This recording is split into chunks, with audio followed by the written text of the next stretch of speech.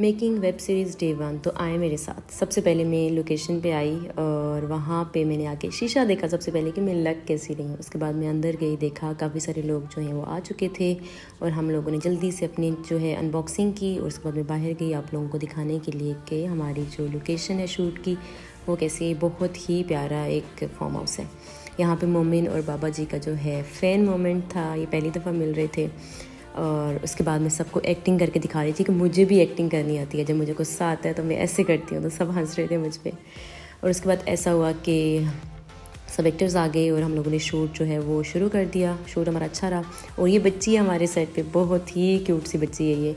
और यहाँ पे मोमिन को मुस्तफ़ा बता रही थी कि कैसे जो है वीडियो बनाते हैं। और यहाँ पे हम सब थक गए थे, सब इधर उधर बैठ गए थे। और यहाँ पे हम एक लड़की ढूंढ रहे थे शूट के लिए। वो फिर उसके बाद हम उसी को डिस्कस कर रहे थे शूट के बारे में सारा। और फिर रात हो गई और रात को जो हमारा शूट ख़त्म हो गया। Bye bye.